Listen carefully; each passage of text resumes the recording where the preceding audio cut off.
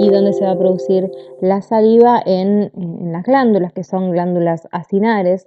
En los acinos se va a producir una secreción que es la secreción primaria, que es una secreción isotónica, y estos acinos se van a encargar de sintetizar, de producir proteínas que son la lipasa y la amilasa, que van a ser encargadas de la digestión de los lípidos y de carbohidratos, y también en los acinos se va a sintetizar y producir las glucoproteínas, que son las mucinas de la saliva.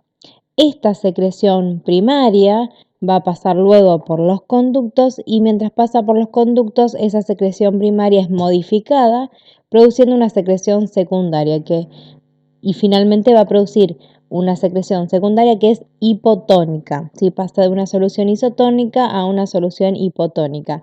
¿Qué va a suceder en estos conductos? Va a reabsorberse el sodio y el cloruro y se va a secretar el potasio y el bicarbonato. ¿Sí? Eso va a modificar la solución a una solución hipotónica y a su vez ese bicarbonato que se libera es importante porque tiene, por un lado, un efecto antimicrobiano en la boca y es importante también para la neutralización del reflujo gástrico al tragar esa saliva, porque ese anión bicarbonato va a neutralizar, al menos en parte, el reflujo gástrico.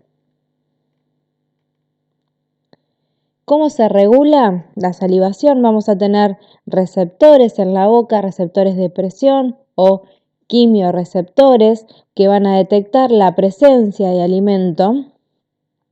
Y estos receptores van a enviar por vías aferentes esa información al centro de salivación que está en el bulbo raquídeo. Se va a procesar la información y se va a estimular la actividad del sistema nervioso parasimpático a través del nervio vago y finalmente va a estimular la secreción salival al estimular las glándulas. Este reflejo, esta regulación se va a producir en la boca, una vez que ya están el alimento en contacto con la boca. Este estímulo que ven acá de sensaciones, olores agradables o reflejos condicionados es la regulación que veíamos anteriormente en la fase cefálica, cuando el alimento todavía no tomó contacto con nuestro organismo. La saliva, esta secreción salival fluye constantemente desde las glándulas salivales hasta la boca.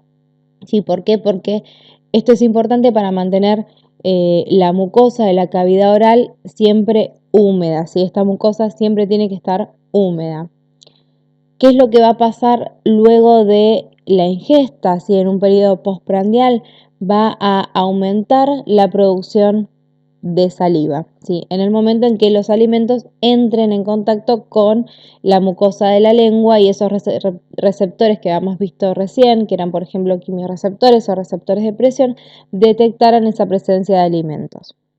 Por lo tanto, las partículas de los alimentos van a estimular a las papilas gustativas, que las papilas gustativas son los receptores sensitivos de la lengua, y estos receptores sensitivos van a transmitir la información ¿hacia dónde? Hacia el sistema nervioso central. Específicamente, como veíamos recién, el centro de la salivación que está localizado en el bulbo raquídeo. Se van a enviar respuestas a dos sitios. ¿Hacia dónde? Hacia las glándulas salivales para estimular mayor secreción de saliva que veíamos recién en la diapositiva anterior, que era a través de la estimulación del sistema nervioso parasimpático, y a su vez también se envía esa información a centros nerviosos superiores de la corteza, así que están relacionados en procesar esa información, procesar la información del sabor de los alimentos que está relacionado con la sensibilidad gustativa, la percepción del sentido, la percepción del gusto. ¿Para qué es esto importante? Para el reconocimiento de los sabores.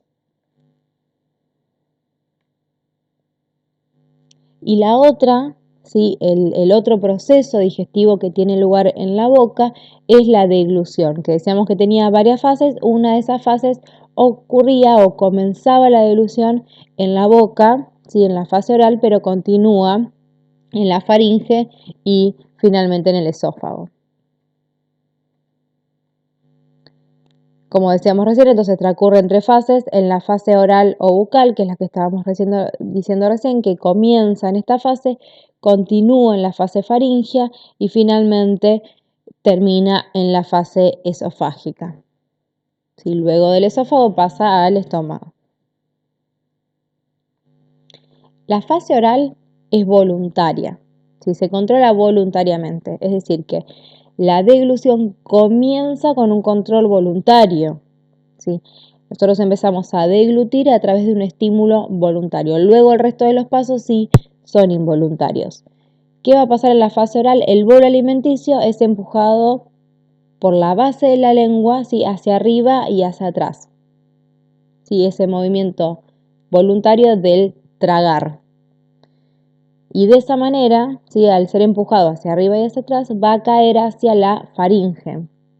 Y allí va a comenzar la fase faringea, en donde ese bolo, ¿sí? Que cae en la faringe va a contactar, ¿sí? Va a estimular receptores táctiles que están en la faringe, la primera parte de la faringe, y se va a iniciar el reflejo delutorio. Si estamos hablando de un reflejo delutorio, es involuntario. Ya acá, sí, en la faringe comienza un reflejo de tipo involuntario, un control involuntario de la deglución. ¿Qué activará este reflejo? Va a hacer que el esfínter esofágico superior se relaje, ¿sí? Para ya ir preparando al esófago de que reciba el bolo alimenticio que viene desde la faringe, y los músculos constrictores superiores de la faringe se van a contraer. ¿Para qué? Para desplazar el bolo hacia abajo, es decir, hacia el esófago. ¿Sí? Esta contracción de los músculos constrictores va a iniciar a producir una onda peristáltica. Recuerden que el peristaltismo era la motilidad importante para movilizar el bolo alimenticio por todo el tracto gastrointestinal. Entonces, estos músculos constrictores inician una onda peristáltica. ¿Para qué? Para desplazar el bolo alimenticio, ¿sí? Ese bolo desde la faringe hacia el esófago, y va a penetrar finalmente el esófago. ¿Por qué? Porque el esfínter esofágico superior está relajado. Y ya cuando entra en el esófago, entramos en la fase esofágica, que va a tener unas ondas peristálticas primarias, que son esas ondas peristálticas que se originaron en la fase faríngea, ¿sí? Por la estimulación de estos receptores táctiles que originaron el reflejo delutorio. Bueno, este reflejo delutorio produce, como decíamos, la contracción de los músculos que inician la onda peristáltica. Esta onda peristáltica va a ir por toda la faringe y va a pasar hacia el esófago. ¿Sí? Entonces, esas ondas peristálticas primarias van a movilizar también el bolo por el esófago.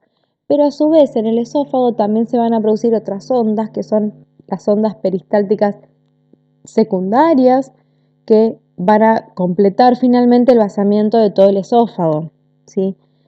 Van a ser importantes. ¿Para qué? Para barrer el bolo detenido. En el caso de que el bolo quede detenido en el esófago, ¿sí? En la misma musculatura del esófago que se va a producir una distensión. Esa distensión va a generar una onda peristáltica secundaria más fuerte, que va a ayudar a barrer, ¿sí? Con todo ese bolo detenido, y lograr movilizarlo finalmente hacia dónde, hacia el estómago. ¿Sí? Cuando el bolo alimenticio pasa por todo el esófago y llega a la unión gastroesofágica, ahí, en ese sitio, se va a producir la relajación y la apertura del esfínter gastroesofágico inferior. Entonces, de esa manera, la relajación de este esfínter gastroesofágico va a hacer que el bolo pase al estómago, y allí va a comenzar la fase gástrica.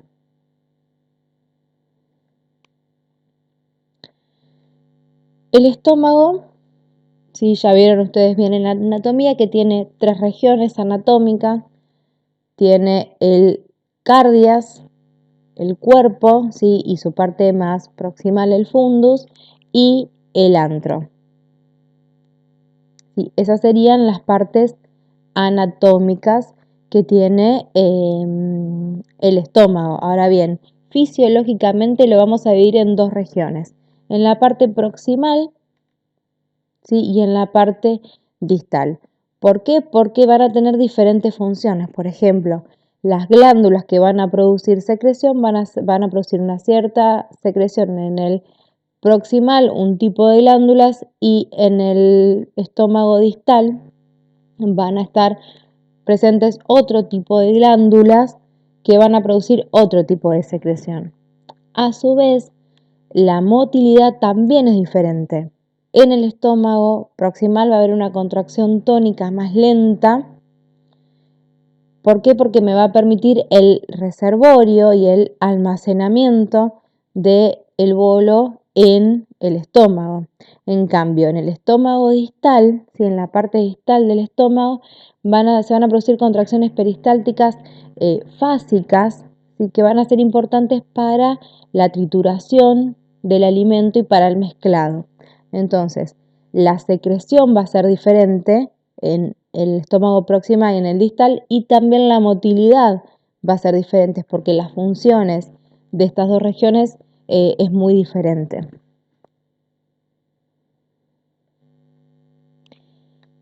El estómago está recubierto por un epitelio que es un epitelio columnar sinuoso que va a formar criptas. Si vamos a tener, va a estar recubierto por todo un epitelio que tiene invaginaciones, como ya vimos, y estas invaginaciones son las criptas. Cada cripta, ¿sí? Es la apertura, ¿sí? De un conducto, y en este conducto terminan una o más glándulas, y puede haber más glándulas en este conducto.